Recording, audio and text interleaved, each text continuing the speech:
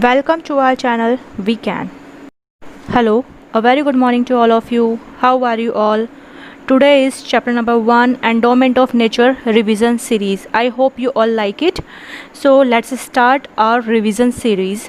In this video we are going to summarize the whole chapter, that is Endowment of Nature, through flowchart, that is revision flowchart.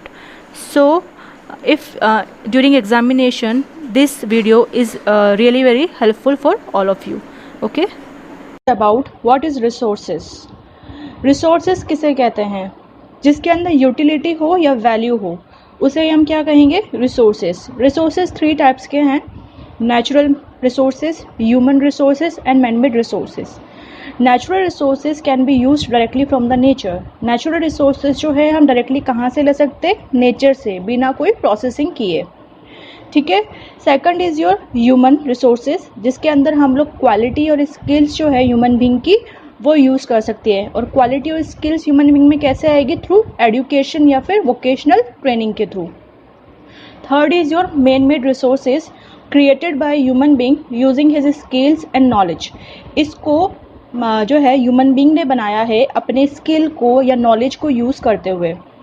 यानी जो भी आपके inventions हुए हैं, monuments बनते हैं, डिस्कवरीज होती है, इसके अलावा जितने भी आपके इक्विपमेंट्स बनते हैं, बिल्डिंग बनी है, ये सब क्या है? Man made resources. अब नाउ नेचुरल रिसोर्सेज जो हैं उनको भी हमने फर्दर क्लासीफाइड किया है ओरिजिन की बेसिस पे। ओरिजिन के बेसिस पे जो है हम देखेंगे कि 2 तरह के होते हैं, बायोटिक एंड एबायोटिक। बायोटिक जो है हमें बायोस्फीयर से मिलते हैं, जो कि लिविंग होते हैं, जिनका एग्जाम्पल है प्लांट्स और एनिमल्स। एबायोटिक जो है वो नॉन लिविंग थिंग्स होते हैं, ठीक है, जिसका एग्जाम्पल है land, air, water, rock, mineral, ये सब इसके एग्जाम्पल है। सेकंड है level of development. Level of development के बेसिस पे हमने इसको 2 टाइप के रिसोर्सेज जो हैं होते हैं। First is your potential and second is your developed. Potential जो है exist in a region but not yet fully developed. Potential resources वो होते हैं जो कि उस रीजन में प्रेजेंट तो है, लेकिन हम लोग उसको पूरी तरीके से यूज़ नहीं कर पा रहे हैं, क्योंकि हमारे पास उसके लिए डेवलप्ड टेक्नोलॉजीज़ नहीं है कि हम वहाँ तक पहुँच सके। जैसे एग्जाम्पल है solar and the wind energy. Second is your developed resources, जिसको हम फुली जो है यूज़ कर पा रहे हैं, वो आज प्रेजेंट में हम लोग उसको आराम से पूरा यूज़ कर रहे हैं। जैसे कि एग्जांपल था आपका fertile northern plain of India, जिसमें हमने एलुवियल सॉइल के बारे में पढ़ा था। Third is on the basis of utility. On the basis of utility, resources is of 2 type: renewable resources and non-renewable resources. Renewable resources में मैंने आपको बताया था renew plus able, यानी वो फिर से जो है वापस वैसा का वैसा हो सकता है। यानी अगर आपने उसको एक बार यूज़ कर लिया तो आप वापस से उसको डिग्रेड करके, रिसाइकल करके वापस से उसको अपने यूज़ में लेकर आ सकते हो। उन रिसोर्सेज को हम कहते हैं renewable resources. Renewable resources can be used over and over again. Example is wind and solar energy. Second is your non renewable resources, जिसको आप रिन्यू नहीं कर सकते हो। नॉन रिन्यूएबल यानी आप उसको वापस से रिन्यू नहीं कर सकते हो। अगर आपने उसको एक बार यूटिलाइज कर लिया या एक बार आपने उसको यूज़ कर लिया तो उसको बनने में वापस मिलियंस ऑफ ईयर्स ही लगेंगे। आप उसको रिन्यू करके डबल से यूज़ नहीं कर सकते हो। इसलिए इन रिसोर्सेज को हम कहते हैं नॉन रिन्यूएबल रिसोर्सेज। इसका एग्जाम्पल है कोल और petroleum. Fourth one is on the basis of ownership, यानी इस बेसिस पे हमने इसको 4 पार्ट्स में डिवाइड किया है: individual owned, community owned, national resources और इंटरनेशनल रिसोर्सेज। इंडिविजुअल ओन्ड यानी आपका खुद का पर्सनल प्राइवेटली ओन्ड, यानी किसी एक इंडिविजुअल का अपना रिसोर्स जो उसने खुद ने कमाया है या उसका खुद का अपना है, उसे हम कहेंगे इंडिविजुअल ओन्ड। इसका एग्जाम्पल है प्लॉट ऑफ लैंड हो सकता है, कार हो सकती है, ये सब आपके एग्जाम्पल है इंडिविजुअल ओन्ड के। Second is your community owned. Community owned यानी किसी कम्युनिटी ने मिलके उस चीज़ को लिया है, या किसी भी ग्रुप का, यानी कोई भी ग्रुप या कोई भी कम्युनिटी जिसने अपने लिए उसको ओन किया है, उसे हम कहेंगे कम्युनिटी रिसोर्सेज। इसके एग्जांपल है कोई गांव का कोई कुआं हो गया या कोई पार्क हो गया जो किसी कम्युनिटी का है, उसे हम कहेंगे community owned resources. Third is your national resources. National resources यानी किसी एक कंट्री के बाउंड्री के अंदर जो भी रिसोर्सेज होंगे, जो उस कंट्री के पीपल उसको यूटिलाइज कर पा रहे होंगे, वो होंगे आपके नेशनल रिसोर्सेज।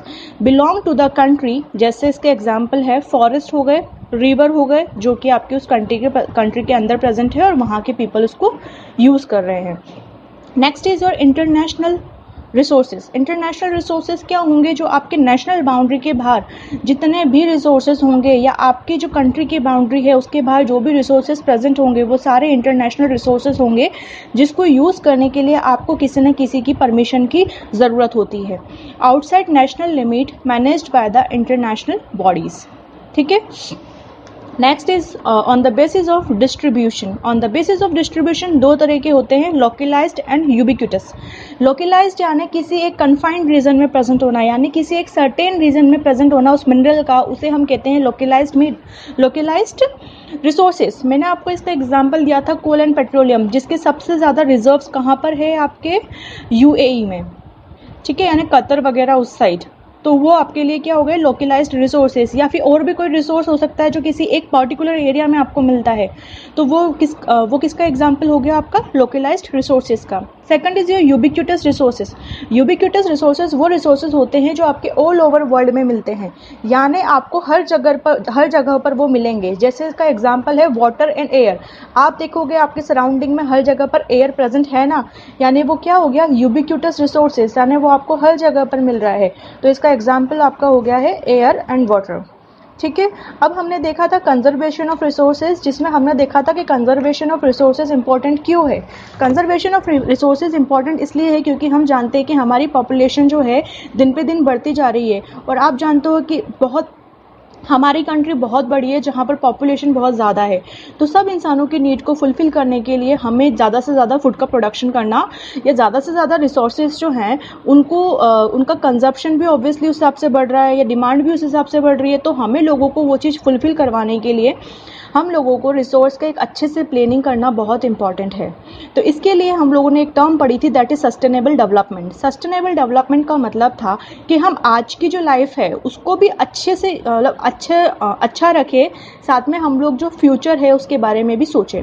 इसका मतलब है कि हम लोग अभी की नीड को भी कॉम्प्रोमाइज़ नहीं करें, और फ्यूचर में जो जनरेशन आएगी हमें उनकी नीड्स का भी ध्यान में रखना है, और उसी बेसिस पे हम लोगों को रिसोर्सेज को यूज़ करना है। इसी चीज़ को हम बोलते हैं सस्टेनेबल डेवलपमेंट।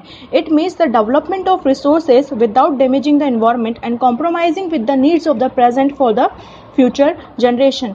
हमने देन देखा था प्रिंसिपल्स ऑफ सस्टेनेबल डेवलपमेंट, जिसमें हमने देखा था कि हम लोग हम लाइफ की क्वालिटी जो है उसको इम्प्रूव करेंगे। इसके अलावा जो डाइवर्स रिसोर्सेज हमारे अर्थ पर प्रेजेंट हैं हम उसको कंजर्व करेंगे। नेचुरल रिसोर्सेज जो है उसके डिप्लीशन को हम लोग कम करेंगे। जितने भी लाइफ फॉर्म्स हमारे अर्थ पर प्रेजेंट हैं हम लोग उनकी रेस्पेक्ट करेंगे, उनका केयर करेंगे, एक प्रॉपर एटीट्यूड रखेंगे हम इन्वायरमेंट की तरफ। इसके अलावा जो है हेल्प करेंगे उन कम्युनिटीज़ को जो कि क्या कर रहे हैं, उन इन्वायरमेंट को ध्यान मतलब उनकी केयर कर रहे हैं या उनको प्रोटेक्ट कर रहे हैं। ठीक है। अब हमने एक टॉपिक और पढ़ा था, people who made the difference, यानी कुछ लोग जिन्होंने इस तरफ जो है कुछ न कुछ डिफरेंस लेके आए हैं सोसाइटी की तरफ, या फिर इन्वायरमेंट में उन्होंने कुछ न कुछ अपना जो है पार्ट प्ले किया है, जिस वजह से वो लोग काफ़ी चर्चे में रहे हैं। इसमें हमने देखा था विजयपाल बाघेल के बारे में। विजयपाल बाघेल के बारे में हमने देखा था कि उनका बर्थ हुआ था 20 फेब 1967 में, जो कि एक एनवायरमेंटल एक्टिविस्ट है।